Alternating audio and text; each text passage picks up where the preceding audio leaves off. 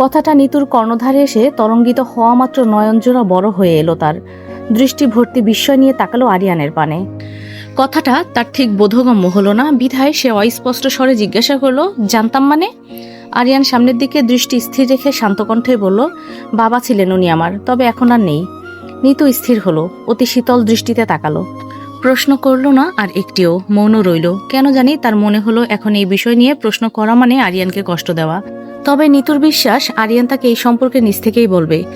তাই মনে কৌতূহল থাকা সত্ত্বেও পাল্টা প্রশ্ন করল না সে। আরিয়ানও কোনো প্রকার টু শব্দ করল না, আপন মনেই গাড়ি চালিয়ে গেল। মুহূর্তেই পরিবেশটা কেমন থমথমে হয়ে উঠল। মিনিট কয়েক নীরবে কেটে যেতেই হঠাৎ গাড়ি থামলো। নিতু চারদিকে চোখ বুলাতে বুঝতে পারলো তারা এসে পড়েছে। আরিয়ান আগে নিজের সিট বেল্ট খুলে দ্রুত বেরিয়ে এলো। সামনে দিয়ে ঘুরে নিতুর কাছে এসে দরজা খুলে তাকে ধরে নামতে সাহায্য করলো।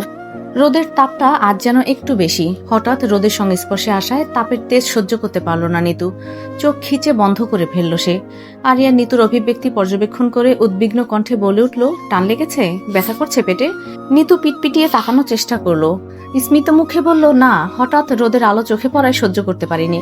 কথাটা শোনা মাত্র আরিয়ান যেন স্বস্তির নিঃশ্বাস ফেলল। আচ্ছা, তুমি এদিকে আসো। কথাটা বলে সে নিতুকে ভালো করে নিজের সাথে ঠেস দিয়ে দাঁড় করিয়ে নিল। এমনভাবে নিতুকে দাঁড় করালো যাতে তার সুঠাম দেহের সম্পূর্ণ ছায়াটুকু নিতুর ক্ষুদ্রতর দেহটাকে আড়াল করতে সক্ষম হয়, এবং সেটা হলো। তীব্র উত্তাপের মাঝে কিঞ্চিত আরাম অনুভব করায় নিতু ভালো মতো তাকালো।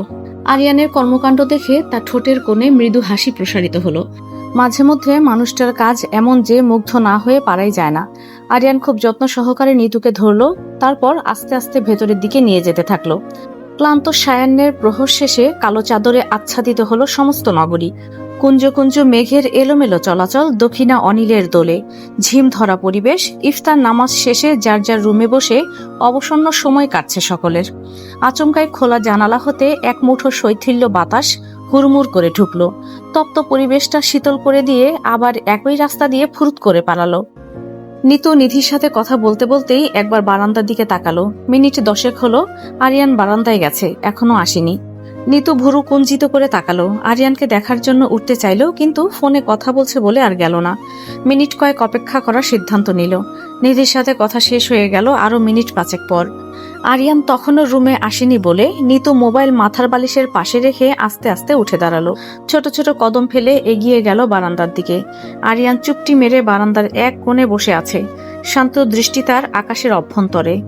নিতু দরজার সামনে এসেই স্থির চিত্তে দাঁড়ালো। সকালে তখন বাসায় আসার পর থেকেই আরিয়ান কেমন অন্যমনস্ক হয়েছিল। দরকার ব্যতীত বেশি একটা কথাও বলেনি, রুম থেকেও বের হয়নি। নিতু আরিয়ানকে স্পেস দিতে চেয়েছিল, তাই বিষয়টা ঘাটায়নি। নিতু তপ্ত নিঃশ্বাস ফেলে মৃদু কণ্ঠে বলে উঠল, কি করছেন? আরিয়ান চকিত দৃষ্টিতে তাকালো। নিতু বারান্দার সামনে দেখে সত্বর এগিয়ে এলো। শাসনের কণ্ঠে বলল, তুমি উঠে এসেছো কেন? কিছু লাগলে আমাকে ডাক দিতে। আরে আমি ঠিক আছি তো, এতটা অক্ষম হয়ে যায়নি যে ঘরের মধ্যে এদিক সেদিক চলাফেরা করতে পারবো না। আরিয়ান চোখ পাকিয়ে তাকালো। বেশি বোঝো তুমি, চলো ভেতরে। নিতু আবদারের সুরে বলল, বসি এখানটায় কিছুক্ষণ।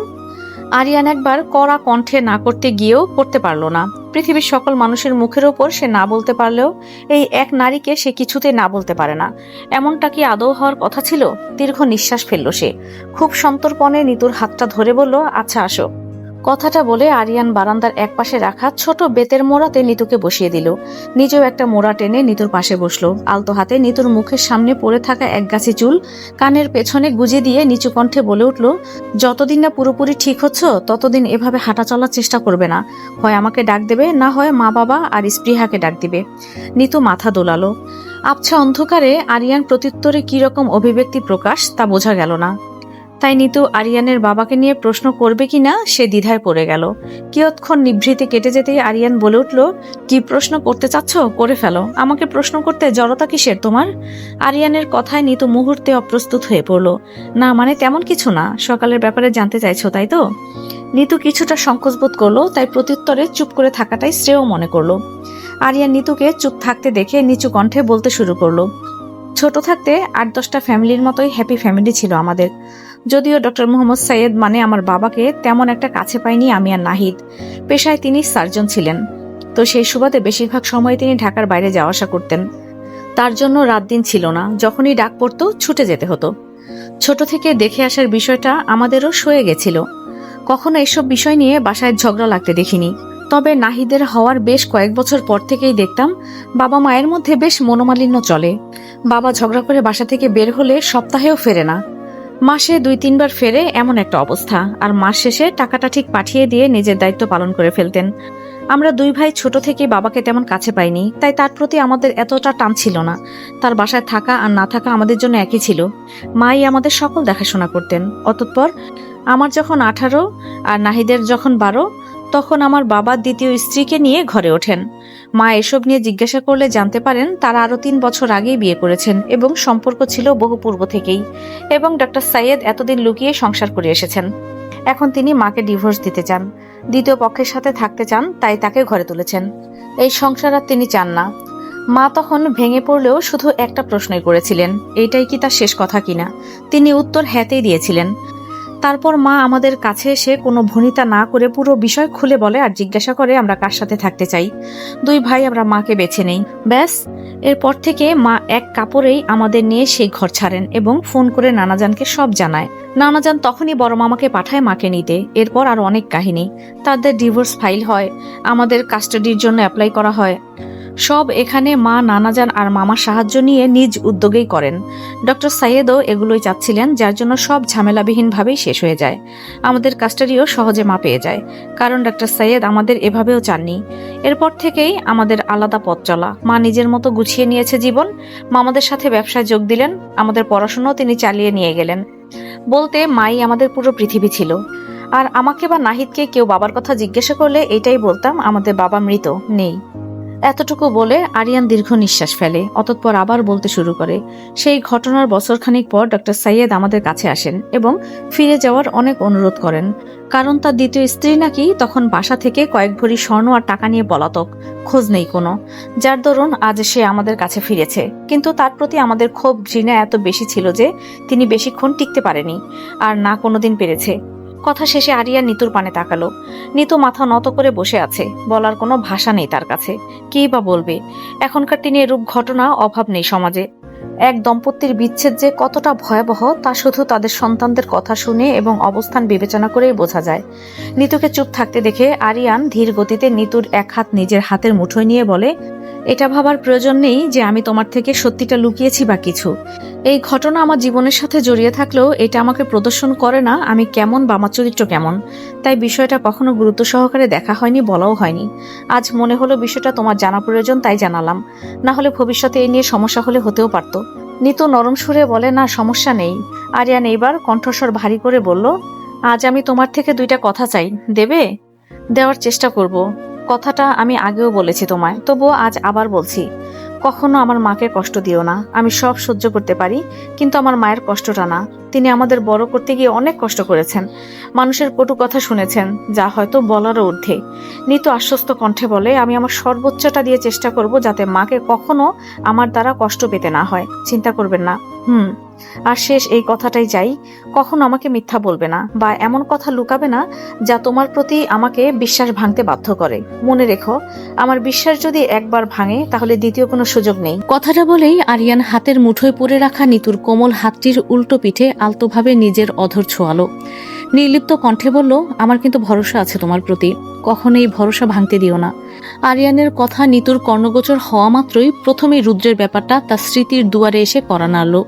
রুদ্রের কথা একেবারে আরিয়ানকে জানানো হয়নি, বলা হয়নি বিয়ের আগে তার একটা সম্পর্ক ছিল এবং সেটার সাথে কিছু অপ্রীতিকর ঘটনাও তার জীবনের সাথে আষ্টে পৃষ্ঠে জড়িয়ে আছে। প্রত্যক্ষভাবে না হলেও পরোক্ষভাবে ওই ঘটনার বদলতেই তো আজ তার আর আরিয়ানের ভাগ্য একে অপরের সাথে সম্পূর্ণরূপে জুড়ে গেছে। হঠাৎ নিতুর ভাবনা এলো, বিষয়টা কি সে লুকাচ্ছে?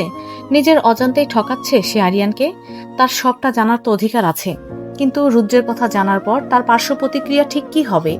বিষয়টা কি সে ভালোভাবে নেবে নাকি ওকে ভুল বুঝবে? সব ভাবনা এবং প্রশ্নের পরিশেষে মন ও মস্তিষ্ক একটাই উত্তর দিল, আরিয়ানকে সবটা সত্যি বলে দিতে। নিতু ঠিক করলো এখনই সে রুদ্রের কথা তাকে বলে দেবে। মনের মাঝে কিঞ্চিত সাহস জুগিয়ে নিতু আধারের মাঝে চোখ তুলে তাকালো আরিয়ানের চোখের দিকে। আমি নিজের কথা শেষ করার আগেই আরিয়ান বলে ওঠে, পরে কথা বলো, ভেতরে চলো, এখন রেস্টের প্রয়োজন তোমার। আমি ঠিক আছি আরিয়ান। মুহূর্তেই আরিয়ানের কণ্ঠ ভারী শোনালো। বেশি বুঝতে বলা হয়নি তোমায়, টিচার আমি নাকি তুমি? নিতু অভিমানী সুরে বলে, সবসময় টিচাররা ঠিক হয় কে বলেছে? অনেক সময় স্টুডেন্টরাই টিচারদের থেকে বেশি ভালো জানে। আরিয়ান ভুরু কুচকালো। তাহলে বলতে চাইছো আমার চেয়ে তুমি বেশি জানো? নিতু ভাব নিয়ে বলল, আবার জিগায়। আরিয়ান কিঞ্চিত হাসলো। তাই নাকি? তাহলে অর্গানিক রিয়াকশন মেকানিজমের ডেফিনেশনটা বলো তো দেখি। পুরো ব্যাখ্যা সহ বলবে কিন্তু। প্রশ্নটা শোনা মাত্র নিতুর মুখ পাংশুটে বর্ণ ধারণ করে। খুব মনের চেষ্টা করেও সে অর্গানিকের ডেফিনেশনটা ঠিকঠাক মনে করতে পারল না। যতটুকু মনে পড়লো খালি ততটুকুই বলার ক্ষুদ্র চেষ্টা করলো।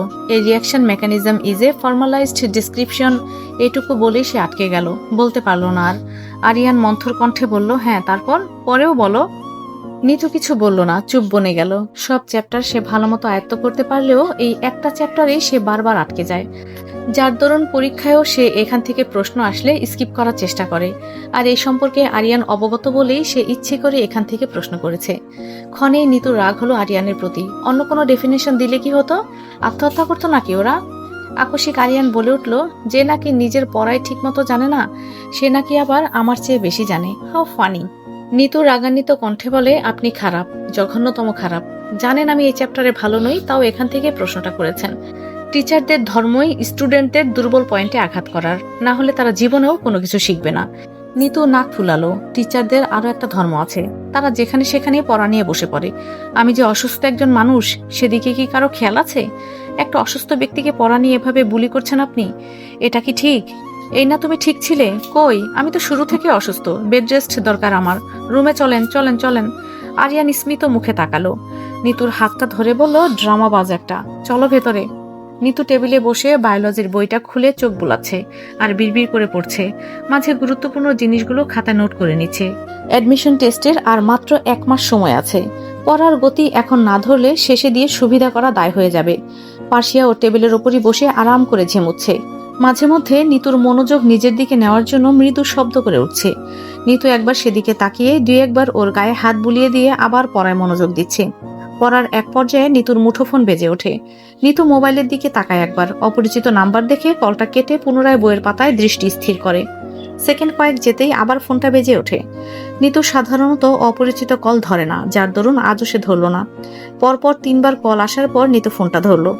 দরকারি কল হবে হয়তো, না হলে এতবার কেউ কল দেয় নাকি? ফোনটা রিসিভ করে প্রথমে সালাম দিল সে, অতঃপর জিজ্ঞাসা করলো, জি কে বলছেন? অপর পাশ থেকে কোনো উত্তর এলো না। নিতু কয়েকবার হ্যালো হ্যালো করলো, কিন্তু লাভ হলো না। কোনো প্রত্যুত্তর না পেয়ে অবশেষে নিতু ফোনটি কেটে দিল।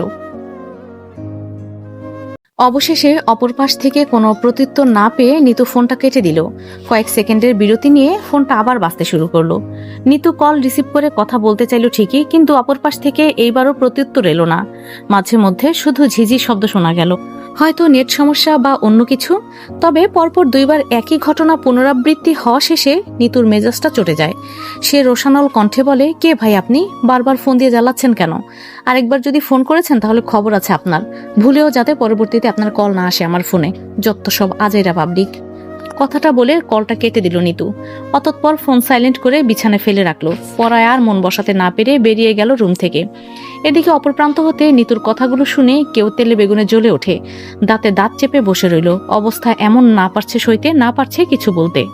সকাল হতে আরিয়ান নিতুকে বই নিয়ে বসিয়ে রেখেছে। গতকাল রাতে ঠিকঠাক ডেফিনেশন বলতে না পারায় আজ আরিয়ান নিজ দায়িত্বেই অর্গানিক রিয়াকশন মেকানিজমের চ্যাপ্টারটা পড়িয়ে দিচ্ছে। নিতু পড়তে না চাইলেও আরিয়ান তাকে এই বলে বসিয়ে রেখেছে যে, তুমি না ঠিক আছো, তাহলে পড়তে বসতে সমস্যা কোথায়? অবসর সময়ে কাজে লাগাতে শেখো। নিজের কথার প্যাচে বিশ্রীভাবে ফেসে যাওয়ায় নিতু রাও করতে পারছে না। কোনো মতে দাঁতে দাঁত চেপে আরিয়ানের কথা শুনছে আর পড়া গিলছে। নিজের ভাগ্যের ওপর নিজেরই এখন কান্না আসছে তার। কেন যে সে একজন টিচারকে বিয়ে করতে গেল? টিচার জামাই যে এত ভয়ঙ্কর হয় আগে জানলে ভুলেও বিয়ের পিড়িতে বসতো না সে, কখনোই না। নিতু যখন নিজের চিন্তা ভাবনায় মশগুল, তখন আরিয়ান গলা উঁচিয়ে বলে ওঠে, কোথায় মনোযোগ তোমার? সিম্পল একটা জিনিস এতক্ষণ ধরে বুঝাচ্ছি, তুমি খেয়ালই করছো না। একটু মনোযোগ দাও, পেরে যাবে। এটা অনেক ইজি একটা টপিক। নিতু মনে মনে ব্যঙ্গাত্মক করলো কথাটা। হাহ, ইজি একটা টপিক? আপনি টিচার মানুষ ভাই, আপনার কাছে কঠিন লাগবে কোনটা? সবই তো ডাল ভাত আপনার জন্য, আর যত জগা খিচুড়ি বিরিয়ানি কাচ্চি আমার জন্য। কিন্তু মনের কথা আর প্রকাশ করলো না, মুখে বলল অন্য কথা। দেখুন, আপনার গুণ ও মেধা বেশি বলে এই না সবাই আপনার মতোই হবে। সৃষ্টিকর্তা সবাইকে সব দেয় না। আমার আপনার মতো এত মেধা বা গুণ নাই। কথাটা বলেই বাদিকে মুখ ঘুরিয়ে বসলো নিতু। দাঁতে দাঁত চেপে ক্রোধিত দৃষ্টিতে তাকালো জানালার বাইরে বিস্তৃত আকাশের পানে।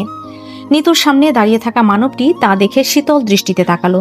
বলল, তোমার কি মনে হয় সৃষ্টিকর্তা আমার সব গুণ আর মেধা একসাথে দিয়ে তারপর পাঠিয়েছে? নিতু না তাকিয়েই অকপটে বলে উঠল, অবশ্যই। আরিয়ান এবার ঠোঁট কামড়ে হাসলো, বলল, তোমার কথায় ভুল আছে, তাকে তুমি জানো? আল্লাহ কখনোই কাউকে কম বা বেশি দিয়ে এই পৃথিবীতে পাঠায়নি। যদি পাঠাতো তাহলে তো জন্মের পরই চিহ্নিত করা যেত। নিতু ঘাড় ঘুরিয়ে ভুরু কিঞ্চিত কুঁচকে তাকালো। কিছু বলার আগেই আরিয়ানের হাসার ভঙ্গিমা দেখে একটু থমকালো। পরক্ষণেই নিজের দৃষ্টি সরিয়ে নিয়ে স্বগতোক্তি কণ্ঠে বলল, কি বলতে চান আপনি? এইটাই যে গুণ আর মেধা সবার মাঝেই আছে, শুধু শ্রেণীভেদে তাদের ধরন ভিন্ন ভিন্ন। মানুষের যে বিষয়ের প্রতি আগ্রহ বেশি তাতেই সে পারদর্শী। এছাড়া প্র্যাকটিস ও ব্যাপার স্যাপার তো আছেই। যে কোনো বিষয়টির উপর যে যত প্র্যাকটিস করবে সে তত ভালো করে দেখাবে। সবাই কোনো না কোনো দিক দিয়ে বেস্ট, কেউ নাচে বা গানে, কেউ বা পড়ালেখা বা খেলাধুলায়। গুণ ও মেধা সবার মধ্যেই আছে। এখন এটা তোমার উপর ডিপেন্ড করে তুমি সেটা কিভাবে কাজে লাগাবে। কথাটা শুনে চুপটি মেরে বসে রইল। কথাগুলো যে শতভাগ সত্য তা সে জানে, কিন্তু সে তো আর শিকার যাওয়ার মতো মেয়ে না। তাই বিড়বিড় করে বলে উঠল, নাহিদ ভাইয়া ঠিকই বলে, মাস্টারগিরি না করে আপনি থাকতেই পারেন না? আচ্ছা, এত চিন্তা ভাবনা নিয়ে ঘুমায় কিভাবে মানুষটা? আমি হলো তো নির্ঘাত ঘুমের মাঝে স্ট্রোক করতাম।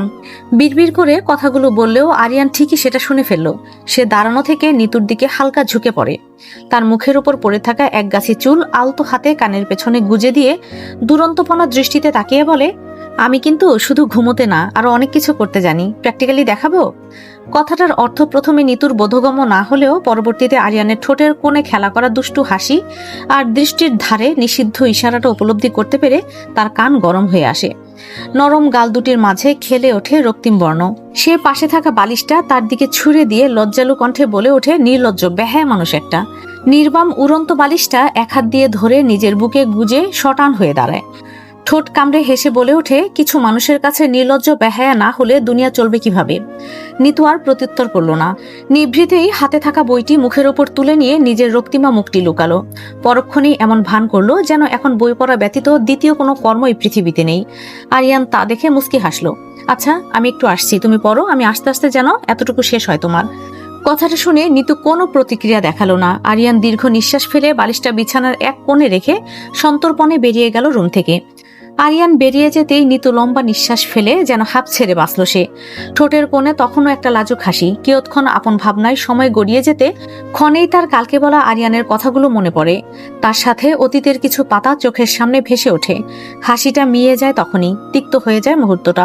সে মলিন দৃষ্টিতে জানালার বাইরে তাকিয়ে আনমনে বলে ওঠে, আমি কি আদৌ মানুষটার যোগ্য? অতীতটা এখনো না বলে ঠকাচ্ছি না তো তাকে? প্রখর অনিলের দোলে আধারিয়া আকাশে এদিক সেদিক ভেসে বেড়াচ্ছে কৃষ্ণ মেঘের ভেলা। সবুজ বর্ণ পাতাগুলোর কাগজি গায়ে বাতাসের দল আঁচড় কাটতে মর্মর শব্দ করে কুকড়ে উঠছে তারা। চারদিকে ধুলোবালি মিশে একাকার। মেঘ বর্ষণের প্রতীক্ষায় ছত্রভঙ্গ নগরী। জানালার ঝাড়ে অকৃত্রিম আলোর ছটা এসে হানা দিতেই আরিয়ানের দৃষ্টি গেল সেদিকে। এক পলক তাকিয়ে পুনরায় ল্যাপটপের স্ক্রিনে নজর দিল। দক্ষ দ্রুতগামী হাত বিচরণ করতে শুরু করলো কিবোর্ডের ওপর। অসম্পূর্ণ ইমেলটি পূর্ণ করতে ব্যস্ত সে। নিতু বিছানায় হেলান দিয়ে সেদিকে এক দৃষ্টিতে তাকিয়ে রইল, কাজ শেষ হওয়ার অপেক্ষায়। ধীরে ধীরে কিবোর্ডের ওপর থেকে তার হাতের গতি কমলো এবং একসময় স্থির হলো। নিতু দৃষ্টি সরালো, মনে মনে সাহস সঞ্চয় করে ভাবা কথাগুলো একবারের জন্য গুছিয়ে নিল। নিম্ন স্বরে জিজ্ঞাসা করলো, আপনার কাজ কি শেষ হয়েছে? আরিয়ান পেছনে ঘুরে তাকালো। হ্যাঁ, প্রায় শেষ, এডিট করে জাস্ট সেন্ড করা বাকি এখন। কেন? নিতু দীর্ঘ নিঃশ্বাস ফেললো। কিছু কথা ছিল আপনার সাথে। আরিয়ান ল্যাপটপের স্ক্রিনে তাকিয়ে ফাইলটা সেভ করতে করতে বলল, বলো।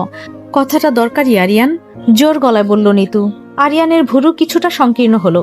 সে স্থির চিত্তে ঘাড় ঘুরিয়ে তাকালো নিতুর মুখ পানে। আচ্ছা দাঁড়াও। কথাটা বলে হাতের কাজটা সেরে ল্যাপটপটা অফ করে দিল আরিয়ান। পূর্ণ দৃষ্টিতে স্থাপন করলো নিতুর দিকে।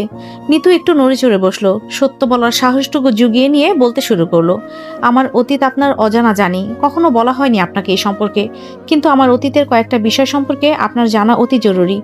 কারণ আমি চাচ্ছি না সামনে গিয়ে এটা আপনি বাইরে কারো কাছ থেকে জানুন বা এই বিষয়গুলো নিয়েই আমাদের মাঝে কোনো প্রকার ঝামেলার সৃষ্টি হোক। তাই আগেই আমি সবটা আপনার কাছে তুলে ধরতে চাচ্ছি। আরিয়ানের ভুরু পুনরায় সংকীর্ণ হয়ে এলো। কি বলতে চাইছো বলো? নিতু লম্বা নিঃশ্বাস নিল। বিয়ের আগে আমি একটা রিলেশনশিপে ছিলাম এবং সেই রিলেশনের মেয়াদ সীমা ছিল 2 থেকে 3 মাস। সম্পর্কটার বয়স সীমা কম হলেও এটি আমার জীবনের সাথে অনেক বাজেভাবে আষ্টে পৃষ্ঠে জড়িয়ে আছে। বলতে গেলে পরোক্ষভাবে আমার বিয়ে করার পেছনেও এই সম্পর্কটাই কারণ ছিল। আরিয়ান অনিমেষ দৃষ্টিতে তাকালো, কোনো শব্দ উচ্চারণ করলো না মুখে। আরিয়ানকে নীরব থাকতে দেখে নিতু মাথা নুইয়ে নিল, থুতনি গিয়ে ঠেকলো গলার কাছে। বলতে শুরু করলো সে, আমার ফ্রেন্ড নন্দিতার বয়ফ্রেন্ডের বন্ধু ছিল সে, রুদ্র নাম তার। নন্দিতার একবার তার বয়ফ্রেন্ডের সাথে দেখা করতে যাবে বলে আমাকে নিয়ে গিয়েছিল, সেখানে রুদ্রর সাথে আমার প্রথম পরিচয়। কথায় কথায় জানতে পারি আমাদের ভার্সিটিতেই পড়ে, মাস্টার্স কমপ্লিট করেছে সে। তো সেদিনের পর থেকেই আমাদের টুকটাক কথা শুরু, এবং 6 মাসের মাথায় সে আমাকে প্রপোজ করে। আমি প্রথমে না করলেও ফ্রেন্ডরা বোঝায় যে ছেলে হিসাবে নাকি ভালো সে। নন্দিতাও আমাকে কনভিন্স করার চেষ্টা করে রুদ্র আমাকে অনেক ভালোবাসে, সে আমাকে ভালো রাখবে। এদিকে রুদ্র আমার পেছনে একেবারে হাত ধুয়েই পড়েই ছিল। অতঃপর আমিও শেষে তাকে হ্যাঁ বলে দেই। তার প্রতি আমার ফিলিংস ছিল বা সে আমার দুর্বলতা ছিল এমন না, ফ্রেন্ডদের কথায় তাকে একটা সুযোগ দিয়েছিলাম। সেখান থেকেই সম্পর্কটা শুরু। আমি তাকে নিয়ে বা রিলেশন নিয়ে কখনোই সিরিয়াস ছিলাম না। কেন যেন তার প্রতি আমি সেই টানটাই অনুভব করতাম না। তাই সবসময় চেষ্টা করতাম দূরত্ব মেনে চলাফেরা করার। এমনিতেও হাত ধরা, কথায় কথায় গায়ে হাত দেওয়া, কাছাকাছি আসা, এসব আমার কোনো কালেই পছন্দ ছিল না। তাই রুদ্রকে এসব করতেই আগে মানা করেছিলাম। সেও তখন আমার কথায় রাজি ছিল। 1.5 মাস ভালোই ভালোই সময় কেটে গিয়েছিল, কিন্তু সমস্যা শুরু হয় এরপরে। রুদ্র কেমন যেন বদলে যায়, কাছে আসার চেষ্টা করতে থাকে। তখন সবকিছু সর্বশেষ অপ্রীতিকর প্রস্তাব দিতেও পিছপা হয় না। ওর এমন আচরণে আমি বিরক্ত হয়ে গিয়ে শেষ পর্যন্ত ব্রেকআপের কথা বলি। তখন সে কিছুটা দমে গিয়ে আমার কাছে মাপ চায় এবং বলে সে আর কখনোই এমন করবে না। প্রায় সপ্তাহখানেক আমার পেছনে লেগেছিল এবং শেষে আমিও আরেকটা সুযোগ দিয়েছিলাম। প্রথম কয়েক সপ্তাহ ভালো গেলেও শেষে একদিন রুদ্র আমায় এক নির্জন জায়গায় ডাক দেয়। জায়গাটা আমার বাসা থেকে প্রায় ঘন্টাখানিকের দূরত্ব হয়, আমি রাজি হইনি। পাশেই একটা পার্কেই ওকে দেখা করতে বলি এবং সেখানেই আমার সামনে একটা কুপ্রস্তাব রেখে দেয়, যা ছিল অতিমাত্রায় জঘন্য। আমি ওর মুখের ওপর না বলে চলে আসতে নিলে সে আমার হাত ধরে এবং কথাটা শেষ না করেই নিতু থেমে যায়। নয়ন জোড়ায় তখন তার আগ্নেয়গিরির ভয়ঙ্কর উত্তাপ। কিয়দংশ সময় শব্দহীন থেকে নিতু পুনরায় বলে ওঠে এবং আমার সাথে জোরাজুরি করা শুরু করে। পার্কে তেমন মানুষ না হলেও আশেপাশে অল্প সংখ্যক মানুষ থাকায় তেমন জোর দিতে পারেনি, আর আমি সেই সুযোগটাই কাজে লাগিয়ে চিল্লাতে থাকি। আমার আওয়াজ শুনে মানুষ জড়ো হলেই রুদ্র আমার হাত ছেড়ে দেয়। তখন আমি শুধু ওকে একটা থাপ্পড় মেরে তৎক্ষণাৎ সকল সম্পর্ক শেষ করে দৌড়ে চলে আসি। বাসায় এসে আগেই সকল জায়গা থেকে ওকে ব্লক করে দেই। রাগে আমার শরীর তখন রিরি করে কাঁপছিল, না পারছিলাম কিছু বলতে, না পারছিলাম সইতে। বাসায় কেউ জানতো না আমার এই সম্পর্কের কথা, একমাত্র সামান্ত আপু বাদে। কিন্তু তখন আপু নেটওয়ার্কের বাইরে ছিল, বিধায় যোগাযোগ করা সম্ভব হয়নি। অতঃপর বন্ধুদের জানিয়েছিলাম। নিজের রাগ, ক্ষোভ, ঘৃণা নিয়ন্ত্রণ আমার জন্য দায় হয়ে পড়েছিল। নিজের রাগ নিয়ন্ত্রণ তো হচ্ছিলই না, তার উপর ঘটনাটা বারবার তাড়া দিচ্ছিল আমায়। এদিকে এই ঘটনার কয়েকদিন আগেই লতিফ আঙ্কেল আমার বিয়ের জন্য একটা সম্বন্ধ এনেছিল। পাত্র হিসাবে সেই ছেলেকেই বাবা মার অনেক মনে ধরে যায় এবং আমাকে সেই সম্বন্ধে রাজি হয়ে যেতে বলে। আমি যখন রুমে বসে রাগে ফুঁসছিলাম তখনই মা আবার আসেন আমার বিয়ের কথা বলতে। মাকে দেখে তখন আমার রাগ না, বরং গিল্টি ফিল হচ্ছিল, কারণ আমি তাদের ভরসা ভেঙেছিলাম। তাদের কিছু না বলে এমন এক সম্পর্কে জড়িয়ে গিয়েছিলাম যেখানে কিনা সেদিন হয়তো আমার সর্বনাশ নিশ্চিত ছিল। নিজের গায়ে কলঙ্কের দাগ লাগতো তো লাগতোই, বাবা মাও অসম্মানিত হতো, সমাজে আমাদের অবস্থানই বদলে যেত। ঘটনার আকস্মিকতায়, ক্রোধে, ক্ষোভে, অনুশোচনায়, বিমূঢ়তায় তখনই আমি পাত্রের কোনো খোঁজখবর না নিয়ে, ছবি না দেখেই মাকে বিয়ের জন্য হ্যাঁ বলে দেই। এর পরের ঘটনাগুলো তো খুব দ্রুতই হয়েছিল, তাই বেশি ডিটেলে আর বলছি না, ছোট করে বলছি। আমি হ্যাঁ বলার সপ্তাহখানেকের মধ্যে কথাবার্তা সব ঠিক হয়ে পাত্রপক্ষ এলো আমায় দেখতে। সেখানেই প্রথম দেখা হয় আপনার সাথে, এবং ঘটনাক্রমে কিছু বুঝে ওঠার আগেই আমাদের বিয়েটা হয়ে যায়। সবটা বলে নিতু দম নেয়। সত্যটা বলার পর তার মনটা এখন অনেক হালকা লাগছে। সে দীর্ঘ এক নিঃশ্বাস ফেলে আরিয়ানের দিকে তাকায়। আরিয়ান তখনও স্থির চিত্তে বসে আছে, তার মধ্যে কোনো প্রকার হেলদোল দেখা দিল না। নিতুর মনে এবার ভীতি কাজ করতে শুরু করলো। আরিয়ান কিছু বলছে না কেন? সে কি আমাকে ভুল বুঝলো? বিষয়টা আমি বেশি অগোছালো করে ফেললাম? কিছু জিজ্ঞাসা করার সাহসও তো জোগাতে পারলো না নিতু। বাইরে তখন ঝুম বৃষ্টির আবির্ভাব। শীতল পানির বড় বড় ফোঁটা হানা দিচ্ছে দক্ষিণা জানালার ধারে। মাঝে মধ্যে মেঘরাজ নিজের শক্তি প্রদর্শন করতে গর্জে উঠছে। অলৌকিক দ্যুতি ছড়াচ্ছে ঘনীভূত মেঘের অন্তরালে। জানালার অপর প্রান্তে প্রকৃতির তাণ্ডব চললেও তার এ প্রান্তের পরিবেশ প্রচণ্ড নিভৃতে নিঃশব্দে ঘেরা। কিয়ৎক্ষণ পর গম্ভীর পরিবেশটা ভেঙে আরিয়ান বলে ওঠে, তার সাথে কি এখনো তোমার যোগাযোগ আছে? না, নেই। নিতুর নিম্নকণ্ঠের উত্তর। রাস্তাঘাটে বা ভার্সিটিতে বিরক্ত করে তোমায়? নিতু দৃষ্টি তুলে এক পলক আরিয়ানের দিকে তাকালো। প্রথম দিকে একটু করেছে, তবে এখন আর করে না। ওই ছেলেটার সকল ইনফরমেশন আমাকে দিও তো। সেটা দিয়ে আপনি কি করবেন? দরকার আছে। আরিয়ানের শীতল কণ্ঠের বাণী শুনে নিতুর মন ক্ষুণ্ণ হলো। সে মুখ ছোট করে বলে আচ্ছা।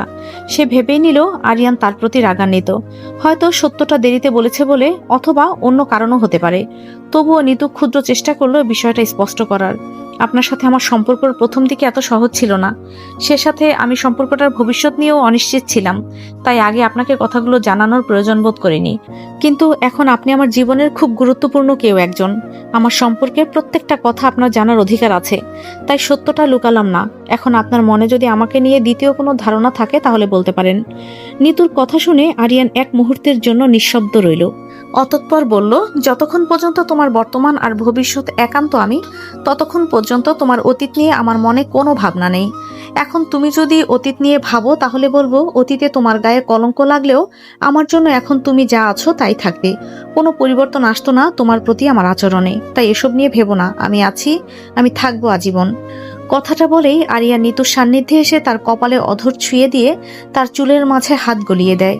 নিতু আকস্মিক অনির্বাণকে আলতোভাবে জড়িয়ে ধরল। নিভৃতে মুখ গুজল তার বুকে। দুজনের মাঝে চলল নীরব কথোপকথন, যা কিনা বর্ণ অক্ষর শব্দহীন হয়েও বুঝল দুজনই। সম্পর্কের মানটা যেন বৃদ্ধি পেল এখানেই।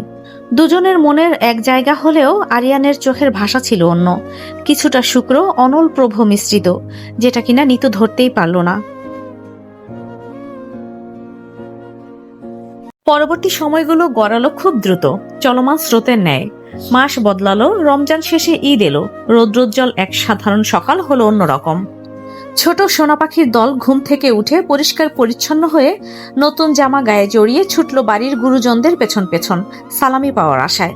গৃহকর্মীরা যে সেই সূর্য ওঠার আগে রান্নাঘরে ঢুকলো, বের হলো একেবারে ঘেমে নেয়ে। টেবিলে পরিবেশিত হলো নানান ধরনের মিষ্টান্ন, মজাদার খাবার। পরিবেশটা মোড়ানো উৎসব এবং খুশির আমেজে। নিতু আয়নার সামনে দাঁড়িয়ে নিজেকে সজ্জিত করতে ব্যস্ত। কাঁধের পাশে নীল পাড়ের বেগুনি রঙের আঁচলটা ভালোমতো আটকে দিয়ে কুচিতে মন দিল সে। কোমর অব্দি ছড়ানো সিক্ত চুলের শেষাংশ থেকে চুয়ে চুয়ে পানি পড়ে ভিজে যেতে লাগলো শাড়ি ব্লাউজের কিনারা। কিন্তু সেদিকে কি আর রমণীর খেয়াল আছে? সে তো মগ্ন অন্যের ধ্যানে। কতদিন পর কাঙ্ক্ষিত মানুষটিকে সামনাসামনি থেকে দেখতে চলেছে। খুশি কি আর সহে তার? সপ্তাহখানেক হলো মানুষ চলে গেছে তার সান্নিধ্য হতে। ব্যস্ততা আছে বলে যাওয়ার পর আর না ফিরলেও খোঁজ নিয়েছে প্রতিনিয়ত। কাজের সুবাদে ঢাকার বাইরে অবস্থান করেও প্রতিদিন নিয়মমাফিক ফোন করে তদারকি করেছে ঠিকই। দূর থেকেও নিজের শরীরের সামান্যটুকু অযত্ন নিতে দেয়নি নিতুকে। মাঝে মধ্যে নিতু অভিমান করলে তাকে ভিডিও কলে বসিয়ে নিজের যাবতীয় কাজ সেরেছে ব্যস্ত পুরুষটি। তবুও একা হতে দেয়নি। শেষ পর্যন্ত দূরে থেকেও সুস্থ করে তুলেছে তাকে। কিঞ্চিত দুর্বলতা থাকলেও সেটা গায়ে লাগার মতো না। নিতুর চোখে কাজল টানা মাত্র সাহেলার ডাক পড়লো, আরিয়ান এসেছে। মুহূর্তে হার্টবিট মিস করলো যেন। মনটা হলো উৎফুল্ল প্রফুল্ল। কোনোমতে নিজের সাজ শেষ করে লম্বা লম্বা পা ফেলে এগিয়ে গেল ড্রয়িং রুমের দিকে।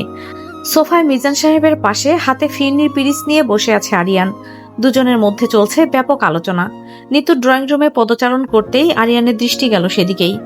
এক মনে এক দৃষ্টিতে তাকিয়ে থাকলো সেদিকে কয়েক মুহূর্তের জন্য। মোহগ্রস্ত নয়নে দেখতে থাকলো নীলাঞ্জনে আবৃত এলোকেশী কন্যাকে। অধরের কোণে দেখা দিল মিষ্টি হাসি। নিতুর অবস্থাও বিপরীতমুখী নয়। সেও ব্যস্ত হলো নীলাব্র রঙের পাঞ্জাবি পরিহিত শ্যামপুরুষের স্নিগ্ধ মুখটি দেখতে। কয়েক সেকেন্ড নিভৃতে গড়িয়ে যেতেই আরিয়ান দৃষ্টি সরালো। পুনরায় মনোযোগ দিল মিজান সাহেবের কথায়। ভাব এমন যে সে এতক্ষণ মনোযোগ দিয়ে মিজান সাহেবের কথা বলছিল, এদিকে সে ভুলেও তাকায়নি। নিতুর ভুরু কুঞ্চিত হলো। আরিয়ানকে খেয়াল করেনি সে আজ তার পছন্দ মতো সেজেছে। পরিপাটিভাবে শাড়ি পরেছে, হাত ভর্তি মেহেদি দিয়েছে, চোখে কাজল টেনেছে। কিছুই কি খেয়াল করেনি সে? এত অবজ্ঞা কিসের? বেশ অভিমান হলো নিতুর। রাশভারী অভিমান নিয়ে নিজের দিকে তাকালো সে। কোনো দিক খাপছাড়া লাগছে কিনা পর্যবেক্ষণ করতে, কিন্তু কোনো ক্ষতি খুঁজে পেল না। এরই মাঝে স্পৃহা নিতুর পাশে এসে দাঁড়ালো। জিজ্ঞাসা করলো, তুই এখানে দাঁড়িয়ে কি করছিস? নিতু পাশ ফিরে তাকালো। কিছু না। আচ্ছা দেখ তো, আমাকে কি আজ বাজে লাগছে? স্পৃহা ভুরু কুচকালো। কই না তো, এই শাড়িতে তো তোকে বেশ মানিয়েছে, সুন্দর লাগছে। স্পৃহার কথা শুনে নিতু দৃষ্টি ঘুরিয়ে সামনে তাকালো। স্পৃহাও নিতুকে অনুসরণ করে সেদিকেই তাকালো। আকস্মাৎ বলে উঠলো, তুই আর ভাইয়া কি কাপল আউটফিট পরেছিস নাকি? কাটিং, ডিজাইন সব সেম যে। স্পৃহার কথা শুনে নিতু একবার নিজের দিকে এবং আরিয়ানের দিকে তাকালো। তার শাড়ির ওপরের অংশ গাঢ় নীল এবং নিচের কুচির অংশ বেগুনি গোলাপি সংমিশ্রণে তৈরি। আরিয়ানের পাঞ্জাবিও ঠিক তেমনই। ঈদ উপলক্ষে ওই বাড়ি থেকে তার জন্য এই শাড়ি আর কিছু কামিজ নিয়ে এসেছিল নাহিদ, পাশাপাশি সালেহা, মিজান, স্পৃহার জন্য।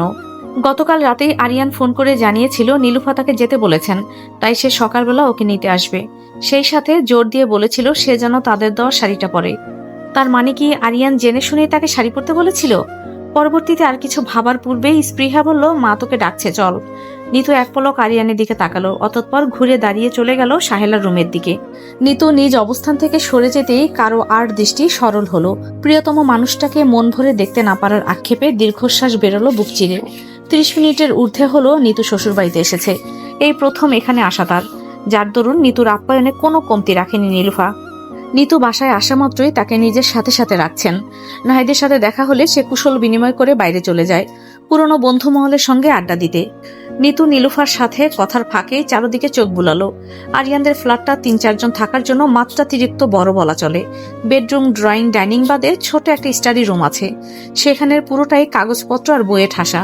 বুঝতে অপেক্ষা নেই স্টাডি রুমটা কার। নীলুফা নিতুকে নিজ উদ্যোগে একবার পুরো বাসাটা ঘুরিয়ে দেখালেন।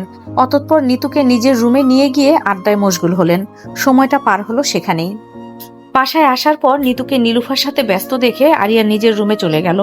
ভাবলো কিছু সময়ের ব্যাপার, সে অপেক্ষা করে নেবে। কিন্তু ঘড়ির কাঁটা যখন মিনিট সেকেন্ড পেরিয়ে ঘন্টায় পদার্পণ করলো, তখনই শ্যামপুরুষটির শান্ত মন অধৈর্য হয়ে উঠল। বদ্ধ রুমে ক্লান্ত হয়ে বসে থাকতে না পেরে এদিক সেদিক ঘুরঘুর করতে থাকলো। শেষে কাজ না পেয়ে স্টাডি রুম থেকে একটি উপন্যাসের বই নিয়ে সোফায় বসে পড়ল। নিজের সবটুকু মনোযোগ বইয়ের পাতা স্থির করার ব্যর্থ প্রয়াস করলো কতক্ষণ। কিন্তু যার মন অন্যতে মগ্ন, সে কি আর পারে কবির উপন্যাসিক অক্ষরবর্ণের মায়া নিজের মনকে ভোলাতে? কিছু সময়ের ব্যবধানে নিতু নীলুফার রুম থেকে বের হলো। নিতুকে দেখা মাত্র আরিয়ান তড়িঘড়ি করে বইয়ের পাতায় মুখ গুজল। মুহূর্তেই অভিব্যক্তি চিরচিত্ত করে ফেলল সে। ভাব এমন, সে এতক্ষণ যাবৎ ধরে একমনে বই পড়ছিল, অথচ কিয়ৎক্ষণ পূর্বের দৃশ্য ছিল সম্পূর্ণ ভিন্ন রকম। নিতু ধীর পায়ে আরিয়ানের কাছে এসে বসে। আরিয়ান দৃষ্টি তোলে তখনই। কথা শেষ হলো? নিতু হাতে পরিহিত স্বর্ণের বালার দিকে তাকিয়ে বলল, হ্যাঁ মা, নামাজ পড়বেন এখন। ও আচ্ছা, বালা কে দিয়েছে মা? নিতু সম্মতি জানালো, ঈদ উপলক্ষে দিয়েছেন। কথাটা শুনে আরিয়ান হাতের বইটা বন্ধ করে উঠে দাঁড়ালো। মন্থর কণ্ঠে বলল, রুমে চলো। নিতু কথা বলল না, আর চুপচাপ উঠে দাঁড়ালো। ছোট ছোট পা ফেলে চলল আরিয়ানের পিছু পিছু। অভিমানের রেশ তখনও বিদ্যমান। আরিয়ানের রুমে ঢুকতে নিতু থমকালো। রুমটা তুলনামূলক একটু বেশি পরিষ্কার পরিচ্ছন্ন। সামান্যটুকু ধুলোবালি খুঁজে পাওয়া দায়। সেই সাথে সব জিনিস সাজানো গোছানো, যেন সেটাই তার আদর্শ স্থান। এমনকি বিছানার চাদরও একদম টানটান, কোনো ভাঁজ নেই তাতে। বিশৃঙ্খলা তো নেই।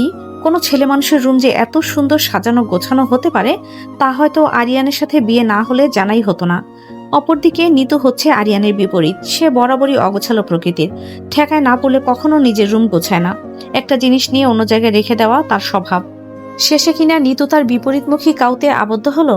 হুমায়ুন আহমেদ ঠিকই বলেছেন, এই পৃথিবীর প্রায় সবাই তার থেকে বিপরীত স্বভাবের মানুষের প্রেমে পড়ে। দীর্ঘ নিঃশ্বাস ফেলল সে। নিঃশব্দে হেঁটে গেল বিছানার ওপর বসলো। আরিয়ান দরজা ভিড়িয়ে দিয়ে ডেস্কটপ টেবিলের ওপর বইটা রেখে নিচের ড্রয়ার খুলে কিছু একটা বের করতে থাকলো। অতঃপর ঘুরে নিতুর দিকে তাকালো। তোমার চোখের নিচে কাজল লেপটে গেছে, টিস্যু আছে সেখানে, মুছে নাও, বাজে দেখাচ্ছে। নিতু তীক্ষ্ণ দৃষ্টিতে তাকালো আরিয়ানের দিকে। গল্প উপন্যাসে এই লেপটে যাওয়া কাজল নিয়ে কবিরা কয়েকশো লাইন লিখে ফেলে, অথচ এই মানুষটাকে দেখো। নিতুর অভিমানের পাল্লা ভারী হলো। সে আকাশ সমান রাগ নিয়েই উঠে দাঁড়ালো। কিছুটা শব্দ করেই হেঁটে গেল আয়নার সামনে। আয়নাতে তাকাতেই ভুরু কুঁচকে এলো তার কাজল তো লেপটে যায়নি। তাহলে আরিয়ান মিথ্যে বলল কেন? ঘুরে দাঁড়াতে চাইল সে, কিন্তু তার পূর্বেই আরিয়ান তার পেছনে এসে দাঁড়ালো। আয়নার ভেতর দিয়ে নিতু আরিয়ানের দিকে তাকিয়ে রসিত কণ্ঠে বলল, মিথ্যে বললেন কেন আপনি? ঠিকই তো আছে সব, তাই নাকি? আরিয়ানের হেয়ালিপূর্ণ কণ্ঠ। নিতুর এবার প্রচন্ড রাগ হলো। একে তো সকালবেলা তার দিকে ঘুরেও তাকায়নি, আসার সময়ও গাড়িতে সাধারণ 2-1 বাক্য ছাড়া কোনো কথাই বলেনি সে। বাসায় এসেও একই হাল। এখন আবার হেয়ালি করছে, মানে চাচ্ছেটা কি সে? নিতু একরাশ বিরক্তি নিয়ে সেখান থেকে সরে আসতে চাইলে আরিয়ান বাদ সাধল। আরিয়ান নিতুকে তার দিকে ঘুরিয়ে প্যাকেট থেকে ছোট্ট একটা বক্স বের করে নিতুর হাতে দিল। নিতু দ্বিধাগ্রস্ত নয়নে তাকালো আরিয়ানের দিকে। আরিয়ান তা দেখে বলল, খোলো। নিতু এক মুহূর্ত বিলম্ব না করে বক্সটা খুলল। বক্সের ভেতরে নিদারুণ সাদা ও নীল রঙের পাথরের কারুকাজ করা লাভ শেপড একজোড়া ইয়াররিং আর পেন্ডেন্ট। মগ্নতা স্নিগ্ধতার প্রভাব এত বেশি ছিল যে নিতু স্তব্ধ না হয়ে পারল না। আরিয়ান কিছু না বলে নিভৃতে বক্স থেকে পেন্ডেন্টটা নিয়ে নিতুকে পুনরায় আয়নার সামনে ঘুরিয়ে দিল। খুব সন্তর্পণে নিতুর চুলগুলো একপাশে নিয়ে তার গলায় পেন্ডেন্টটা পরিয়ে দিল। অতঃপর নিতুর কোমরে হাত গলিয়ে দিয়ে তার কাঁধের পাশে আলতোভাবে অধর ছুঁয়ে দিয়ে চিবুক রাখলো। বিভোর কণ্ঠে জিজ্ঞাসা করলো, পছন্দ হয়েছে? নিতু দ্রুত গতিতে মাথা নাড়ল। অনেক। বিয়ের পরে প্রথম আরিয়ানের কাছ থেকে কোনো উপহার পাওয়া তার। পছন্দ না হয়ে উপায় আছে? বস্তুত উপহারটা এখন তার জানের চেয়েও প্রিয়। আরিয়ান মিহি হাসলো। আর শাড়ি? নিতু কিছুটা অবাক হয়ে বলে, শাড়িটাকে আপনি নিজে কিনেছেন? এই প্রথম মা বাদে কোনো নারীর জন্য শাড়ি কিনেছি। অনেক ঘুরেও কোনো শাড়ি পছন্দ হচ্ছিল না তোমার জন্য। শেষে এই কাপল আউটফিটটাই নজর কেড়েছিল, কিন্তু তোমার পছন্দ নিয়ে একটু কনফিউজড ছিলাম। তবুও কেন জানি মনে হয়েছিল তোমাকে এই রঙে বেশ মানাবে। এখন দেখছি আসলেই মানিয়েছে। নিতু হৃষ্টচিত্তে অধরের কোণে হাসি ফুটালো। আপনার দেওয়া সবকিছুই আমার প্রিয়, আর আমি প্রিয় নই? আচমকা আরিয়ানের এমন প্রশ্নের পৃষ্ঠে নিতু লজ্জায় কুঁকড়ে গেল। মুহূর্তে প্রত্যুত্তর করতে পারল না নিতু। আমতা আমতা করলো কিছুক্ষণ। না মানে হ্যাঁ। দূর, কি বলো? নিতু মাথা নুয়ে লজ্জালো কণ্ঠে বলল, জানি না। আরিয়ান হাসলো। থাক, জানতে হবে না। কথাটা বলে আয়নার মধ্য দিয়ে এক দৃষ্টিতে তাকিয়ে থাকলো নিতুর দিকে। ক্ষণেই বলে উঠল, তোমাকে না আমি লিপস্টিক দিতে মানা করেছিলাম, বিশেষ করে এই রংটা? নিতুর ভুরু সংকীর্ণ হলো। কেন, দিলে কি হয়েছে? আপনি বললে আমার লিপস্টিক দেওয়া ছেড়ে দিতে হবে নাকি? আমি তো লিপস্টিক দেবই। মুহূর্তেই আরিয়ান নিতুর কানের কাছে এসে ফিসফিসালো। কি হয় তা না হয় এখনই দেখে নাও। কথাটা বলেই আরিয়ান আচমকা নিতুকে নিজের দিকে ঘুরিয়ে নিল। কিছু বুঝে ওঠার পূর্বেই নিতুর অধর যুগল নিজের সান্নিধ্যে নিয়ে এসে তাতে নিজের অধর যুগল স্থাপন করলো। ঘটনাক্রমে নিতু পার্শ্ব প্রতিক্রিয়া দিতেই ভুলে গেল। তাকিয়ে থাকলো ফ্যালফেল করে। এমন কিছুর জন্য সে মোটেও প্রস্তুত ছিল না। ধীরে ধীরে প্রণয়ের রং গাঢ়তর হতেই নিতু মিইয়ে গেল।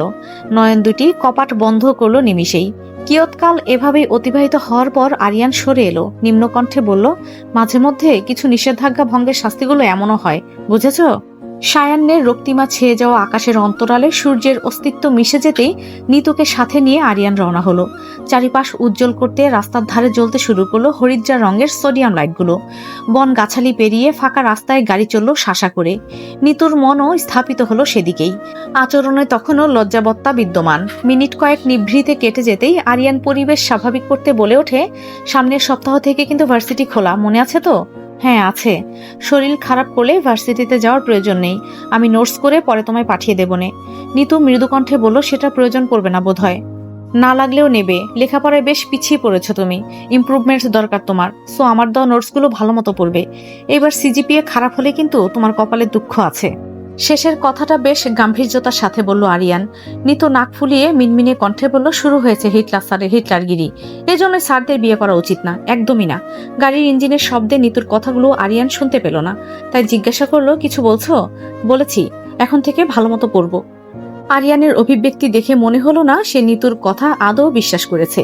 তবে এ বিষয়ে আর কিছুই বলল না। অন্য কথাতে চলে গেল সে। আচ্ছা, আর ভার্সিটি খুললে কিন্তু তুমি আমার সাথে যাওয়া আসা করবে। কেন? তোমাকে নিয়ে আমি কোনো রিস্ক নিতে চাচ্ছি না। শরীর এখনো দুর্বল তোমার, তাই কিছুদিন তোমার একা যাওয়া আসা নিষেধ। নিতু এর প্রেক্ষিতে আর কিছুই বলল না, ছোট্ট করে শুধু আচ্ছা বলল।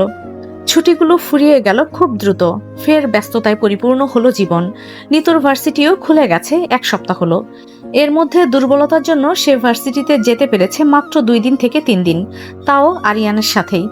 ভার্সিটির ভেতরে দুজনকে আলাদা আলাদা থাকতে হলেও দূর থেকে স্টুডেন্ট টিচারের সম্পর্ক বজিয়ে রেখেই আরিয়ান যতটুকু পেরেছে নিতুর খেয়াল রেখে গেছে। নিজের পক্ষ থেকে কোনো ত্রুটি রাখেনি সে। নিতুও বেশ সাবধানতার সাথে চলাফেরা করে গেছে। সেই সাথে আরিয়ানের সাথে যাওয়া আসা করার সময়ও বেশ সচেতন ছিল সে। নিতুর বন্ধু মহলেরাও সকলেই তাকে বেশ সাহায্য করেছে। তবে পিঞ্চ করতে ভোলেনি কেউ। হাসি খুশি যাচ্ছিল সকলের জীবন। তবে সেটা বেশি দিন স্থায়ী হলো না। নিষ্প্রভ এক সকালে ঘূর্ণিঝড়ের প্রলয়ঙ্কারী বাতাস লেগে গেল নিতু ও আরিয়ানের জীবনে, যা কিনা তাদের জীবনের পুরো মানচিত্রই উল্টে দিল। আকাশটা নিত্যদিনকার মতোই স্বচ্ছ। রৌদ্র তেজের ক্ষিপ্ত রূপ হতে ধরণীকে রক্ষা করতে শুভ্র মেঘের অহর্নিশ আনাগোনা। সকাল তখন 9টা। সকালে ক্লাস না থাকায় নিতু তখনও ঘুমের রাজ্যে নিমজ্জিত। এমনই সময় নিতুর ফোনটা উচ্চ মাত্রায় শব্দ করে বেজে উঠল। প্রথমবারের আওয়াজে নিতুর ঘুম না ভাঙলেও দ্বিতীয়বার ফোনটি বেজে উঠতেই তার ঘুম ভেঙে যায়। আধো নিভন্ত চোখেই নিতু হাতড়ে হাতড়ে নিজের মোবাইলটা খুঁজে বের করলো। কলটা রিসিভ করে কানের কাছে মুঠোফোনটা ধরতে নিধি চেঁচিয়ে ওঠে, কই তুই? সাত সকালে এমন প্রশ্ন শুনে নিতুর মেজাজ একটু খারাপই হলো। সে মেজাজ দেখিয়ে বলল, কই আর থাকবো, বাসায় আছি, ঘুমাচ্ছি। কি হয়েছে? নিধি উদ্বিগ্ন কণ্ঠে বলল, এদিকে তো বিশ্রী একটা কাণ্ড ঘটে গেছে। কি হয়েছে সেটা বল রুদ্র। কেয়া বলে ওঠে, কিন্তু নিতুকে জানানো প্রয়োজন। যত যাই হোক সম্পূর্ণ বিষয়টা ওকে নিয়েই। ইতোমধ্যে কত দেরি হয়ে গেছে দেখছোস। স্বামী সম্মতি জানিয়ে বলে, জানি, কিন্তু আমি বলতাছি না যে জানাবো না। যাবো তোর বাসায়, তখন জানাবো। এখন তার আগে দেখি কিছু একটা করা যায় কিনা। আরিয়ান স্যার কোথায় জানোস? তার কানে খবরটা কি গেছে নাকি সেটা জানা দরকার। না জানলে তাকে জানাতে হবে আগে। এরপর যা করা সেই করতে পারবে। বিষয়টা আমাদের সকলের নাগালের বাইরে। মাহিন দাঁতে দাঁত চেপে বলে, হ্যাঁ এটা করা যায়, তবে রুদ্র কত নিম্নমানের কাজ করছে সেটা দেখছোস? মানে কি থেকে কি বানাই দিছে পুরো বিষয়টাকে। আমার তো গা জ্বলতাছে। ওই শালাকে পাই একবার, জিন্দা যদি পুঁতে না ফেলছি। নিধি অপভাষায় একটা কটুকাটব্য করে বলে, নাম নিবি না ওর। মানুষের কাতারে পড়ে ওই নর্দমার কিট একটা। রিভেন্স নিতে গিয়ে একটা মেয়ের সম্মানে কিভাবে হাত দিতে পারলো ওই নরপিচাস একটা। কেয়া মন্থর কণ্ঠে বলে, সব দেখে তো আমারই কান্না পাচ্ছে। সেখানে নিতু কিভাবে সহ্য করবে মানুষের এই কটু কথা, ব্যঙ্গার্থ, বাজে কথাগুলো? এমন না হলে কি হতো না? খুব জরুরি ছিল এমন হওয়াটা। নিধি ক্ষীণস্বরে বলে, গুজব রটাতে সময় লাগে না বুঝলি। শুধু এক কান থেকে আরেক কানে গেলেই হয়, বাকিটা চোখের পলকেই আগুনের মতো ছড়িয়ে পড়ে। স্বামী বলে, থাক আপাতত এই কথা বাদ দে, আগে চল আরিয়ান স্যারকে খুঁজি, এমনি দেরি হয়ে গেছে। মাহিন সায় জানিয়ে বলল, চল। ভাড়া মিটিয়ে নিতু রিক্সা থেকে নামলো। মাথায় ওড়নাটা ভালো মতো টেনে নিধিকে কল করবে বলে ব্যাগ থেকে মোবাইল বের করতে করতেই সামনের দিকে এগুলো। ব্যাগ থেকে মুঠোফোনটা বের করে চারপাশে একবার তাকাতেই বুঝতে পারলো প্রায় শতাংশ মানুষ ওর দিকেই তাকিয়ে আছে। কেউ বা পাশের জনকে ডেকে ফিসফিসিয়ে কি যেন বলছে, আর ফোনের মধ্যে কিছু একটা দেখিয়ে তার দিকে ইশারা করছে। বিষয়টা অতিমাত্রায় দৃষ্টিকটু ঠেকলো নিতুর কাছে। সেই সাথে কৌতূহল জাগলো মনের মাঝে। নিজের দিকে একবার তাকালো, তার পোশাক আশাকে কোনো ত্রুটি আছে কিনা দেখতে, কিন্তু চোখে পড়ার মতো তেমন কিছুই পেল না। নিতু বুঝে উঠতে পারল না তাকেই ঘুরে ঘুরে মানুষ কেন দেখছে। একরাশ দুশ্চিন্তা নিয়ে নিতু নিধিকে ফোন লাগালো। নিধি ফোন ধরা মাত্র নিতু জিজ্ঞাসা করে উঠল, কই তোরা? নিধি মিহি কণ্ঠে প্রত্যুত্তর করলো, টিচার্স রুমের এদিকে আছি। কেন? আমি ভার্সিটিতেই আছি, স্মৃতিস্তম্ভের দিকে যাচ্ছি। নিধি আশ্চর্যান্বিত কণ্ঠে বলল, কি, তোকে না আসতে মানা করলো স্বামী? তাও তুই আসলি কেন? কারণ তো বলেনি, কেন আসবো না? আসলে সমস্যা কোথায়? আর হয়েছেটা কি বলবি তোরা? নিতুর কথা অনাগ্রহ করে নিধি স্বামীকে ডাক দিল। নিতু ফোনের ওপার থেকে শুনতে পেল নিধি বলছে, নিতু ভার্সিটিতে আসছে, কি করবো এখন? স্বামী প্রত্যুত্তর করলো, ড্যাম ম্যান, ওকে না মানা করলাম আমি আসতে। উফ, মেয়েটা একটা কথাও শোনে না। কই এখন ওই? নিধি বলল, স্মৃতিস্তম্ভের দিকে যাইতেছে বলল, চল ওইদিকে তাড়াতাড়ি। শেষ কথাটা কে বলল সেটা বুঝে ওঠার আগেই নিধি বলে, তুই ওই দিকটায় থাক, আমরা আসছি। নিতু আচ্ছা বলার পূর্বেই লাইনটা কেটে গেল। কপালের ভাঁজ যেন এবার দৃঢ় হলো নিতুর। হচ্ছেটা কি? এমন আচরণ কেন করছে সবাই? এই প্রশ্নের উত্তর খুঁজে পাওয়ার আগেই তার ডান পাশ থেকে কারো উচ্চস্বরের বিদ্রুপের হাসি শুনতে পাওয়া গেল। সে সাথে কাউকে নিয়ে অপ্রীতিকর কিছু কথা বলছে, যা ছিল অতিমাত্রায় জঘন্য। গা ঘিনঘিন করে উঠল নিতুর। সে পুনরায় আশেপাশে তাকালো কথাগুলো কে বলেছে তা দেখার জন্য, কিন্তু ঠিক ঠাহর করতে পারল না কথা কারা বলছে। তবে একটা জিনিস পরিলক্ষিত করতে পারল যে এখনো মানুষ ওকেই দেখে চলেছে এবং নিজেদের মধ্যে সমালোচনা করে চলেছে। চোখে মুখে সকলের চরম অবজ্ঞা আর তুচ্ছ-তাচ্ছিল্য ভাব এবং ঠোঁটের কোণে শ্লেষের হাসি। তাদের মুখের দিকে তাকিয়ে নিতুর শুধু এটাই মনে হলো সবটা যেন তার জন্য, তার প্রাপ্য এসব। কিন্তু সে কি করেছে? মানুষ কেন তাকে এভাবে দেখছে? কারণ খুঁজে পেল না। চরম হতাশায় পড়ে দীর্ঘ নিঃশ্বাস ফেলল নিতু। সেই সাথে সকলের দৃষ্টির কেন্দ্রবিন্দু হওয়ায় প্রচণ্ড অস্বস্তি বোধ করল সে। আজ সবাই এমন কেন করছে কে জানে। কোনো কিছু বুঝে উঠতে না পেরে হাঁটা দিল সামনের দিকে। কিছু দূর যেতেই রুদ্র এবং ওর বন্ধুরা নিতুর সামনে এসে ওর পথ আটকালো। তাচ্ছিল্য ভরা কণ্ঠে রুদ্র বলে উঠল, কোথায় যাওয়া হচ্ছে? মুহূর্তেই নিতুর অভিব্যক্তি বিরক্তিতে পরিপূর্ণ হলো। This is none of your business. Rudra রম্য কণ্ঠে বলে, ও তাই নাকি? নিতু কথা বলতে চাইল না। পাশ কাটিয়ে চলে আসতে নিলে রুদ্র নিতুর হাত ধরে বসলো। আরে কোথায় যাচ্ছ? কথা তো শুনে যাও আমার। রুদ্র হাত ধরা মাত্র নিতু এক ঝটকায় নিজের হাত ছাড়িয়ে নিয়ে চিৎকার করে বলল, সাহস হয় কিভাবে আমার হাত ধরার তোমার? রুদ্র ঠোঁটে তখনও বিদ্রুপাত্মক হাসি। আমি হাত ধরলে তোমার গায়ে ফোস্কা পড়ে যায়, অথচ যখন অন্যদের বিছানায় উঠে পড়ো তখন কিছুই হয় না, গা জ্বলে না। ঘৃণা হয় না নিজের প্রতি? মরে যেতে ইচ্ছে করে না? নিতু চেঁচিয়ে ওঠে, একদম চুপ। তোমার সাহস হয় কিভাবে আমাকে নিচু মানের কথা বলার? Who the hell are you? Oh please, আর নাটক করো না। এখানে উপস্থিত সকলেই তোমার আসল চেহারা জানে। তুমি যে কতটা নিম্নমানের এবং রাস্তার মেয়ে তা এখন আর কারো অজানা নয়। তাই আর সতী সেজে লাভ নেই। আরও কিছু বলার পূর্বেই নিতু রুদ্রর গালে নিজের সর্বোচ্চ জোর দিয়ে থাপ্পড় মেরে বসে। প্রচণ্ড রাগে শরীর কাঁপছে তার। নিতু দাঁতে দাঁত চেপে বলে, আর একটা কথাও নয়। আমি কেমন তা আমি ভালো করেই জানি। কারো দেওয়া 2 টাকা দামের ক্যারেক্টার সার্টিফিকেট আমার লাগবে না।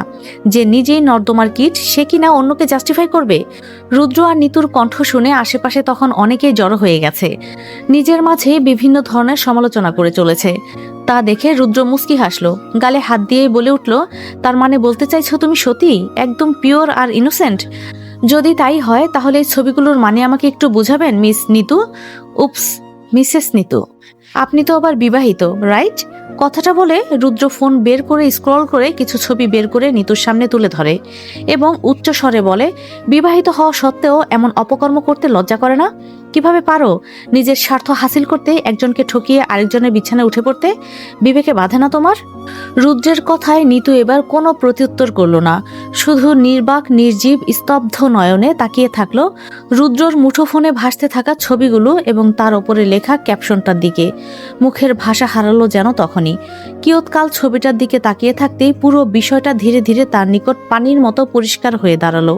তার মানে সকাল থেকে ঘটা তার সাথে যাবতীয় ঘটনার সূত্রপাত এখান থেকেই। কি কথা বলছো না কেন? সত্য সামনে আসতেই সব কথা নাই হয়ে গেল? রুদ্রর হুঙ্কার স্বরূপ কণ্ঠে নিতুর ধ্যান ভাঙল। সে এক পলক শীতল দৃষ্টিতে রুদ্রের দিকে তাকিয়ে পুনরায় মোবাইলের কৃত্রিম স্ক্রিনে ভাসতে থাকা সেই ছবিগুলোর দিকে তাকালো। ছবিগুলো তার এবং আরিয়ানের ভিন্ন মুহূর্তের, যা কিনা সাধারণ দৃষ্টিকোণ থেকে দেখতে গেলে অতি মিষ্ট, যার মধ্যে নেই কোনো অশ্লীলতা, অশালীনতা, আছে শুধুই পবিত্রতা আর শুদ্ধতা। কিন্তু কালক্রমে বিষয়টা সম্পূর্ণ বিপরীত রূপ ধারণ করেছে, শুধুমাত্র ছবিগুলো তুলে ধরার ভঙ্গিমা এবং শিরোনামে কিছু অকথ্য কথনের জন্য, যার দরুন তাদের সম্পর্কটা কেউ ভালো দৃষ্টিতে নয় বরং নোংরা দৃষ্টিতেই দেখবে। উপরন্তু শিরোনামটা এমন যে শিক্ষকতার নাম নিয়ে শিক্ষক এবং ছাত্রী অবৈধ সম্পর্কে লিপ্ত, জল গড়িয়ে গেছে বহুদূর। দেখুন, নিচের ছবিগুলো তাদের এই অবৈধ মেলামেশার প্রমাণ। লেখাগুলো পড়ামাত্র নিতুর শরীর ঘিনঘিন করে উঠল। 3 বাক্যের শিরোনাম, অথচ আরিয়ান এবং তার সম্পর্ককে বদনাম করতে যথেষ্ট। তাদের চরিত্রে নোংরামির দাগ লাগাতে ঢের। রুদ্র ফের বিদ্রুপ করে বলল, কি কথা বের হচ্ছে না এখন? সব হাওয়া ফুস। আমি কখনো ভাবিনি এই ভোলা ভালা চেহারার পেছনে এমন কুৎসিত একটা চেহারা লুকিয়ে আছে। নিতু মন্থর দৃষ্টিতে তাকালো। সবসময় যে চোখের দেখা সত্যি হয় তা কিন্তু নয়, তাই নাকি? তাহলে তুমি বলতে চাইছো এই ছবিগুলো মিথ্যে? ছবির মধ্যে থাকা মানুষ দুটি তুমি আর আরিয়ান স্যার না? এডিট সব? বোকা মনে হয় আমাদের? তুমি বলবে আর আমরাও চোখ বন্ধ করে তা মেনে নেব?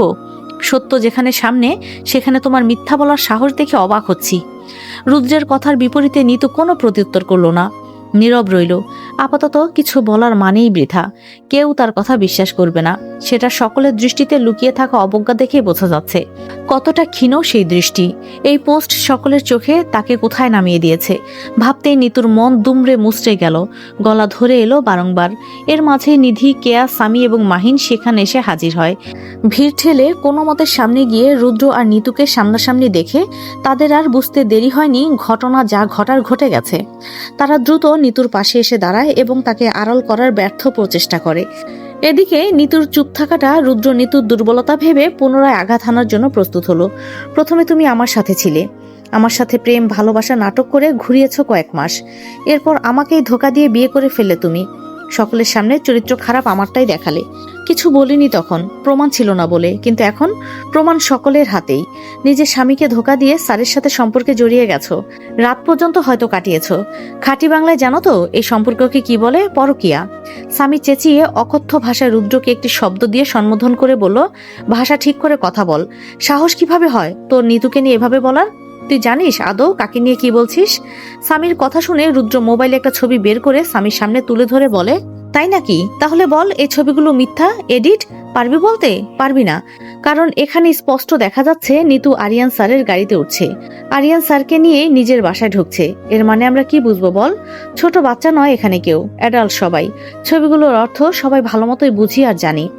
অতঃপর নিতুর দিকে তাকিয়ে বলে, নিজের সিজিপিএ বাড়ানোর আশাতেই করেছে এইসব, তাই তো? তুমি দুশ্চরিত্রা মেয়ে একটা। কিন্তু স্যারও এমন কাজে লিপ্ত দেখে ঘেন্না হলো। বদরাগী হলেও ভালো ভেবেছিলাম তাকে, কিন্তু এই কিনা তার আসল চেহারা। না জানি এমনভাবে কত মেয়ের জীবন নষ্ট করছেন তিনি। তবে এবার স্যার যেমন ছাত্রীও তেমনই পড়ে গেছে তার ভাগ্যে। দুজনের চরিত্রতেই সমস্যা আছে। পরবর্তী কথাগুলো এতই অশ্রাব্য ছিল, নিতু নিজের ধৈর্য আর ধরে রাখতে পারল না। গলার স্বর দ্বিগুণ করে বলল, জাস্ট শাট আপ, আর একটাও বাজে কথা বললে খারাপ হয়ে যাবে বলছি। কি জানো তুমি আমার আর আরিয়ান স্যারের সম্পর্কে? আদৌ জানো কিছু? না জেনে শুনে কাউকে নিয়ে এভাবে জাজ করার সাহস তোমাকে কে দিয়েছে?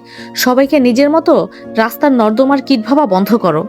পরকীয়া যদি নাই হয় তাহলে বলো তোমাদের মাঝে সম্পর্ক কি? কিসের ভিত্তিতে তুমি গলা উঁচিয়ে কথা বলার সাহস পাচ্ছ? রুদ্রের প্রশ্নে নিতু তৎক্ষণাৎ উত্তর দেওয়ার জন্য মুখ খুলল।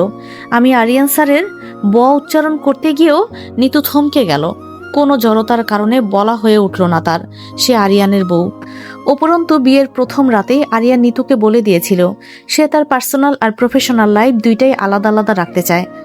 এখন যদি সে তাদের বিয়ের বিষয়টা খোলাসা করে দেয় তাহলে সবটাই ঘেটে যাবে।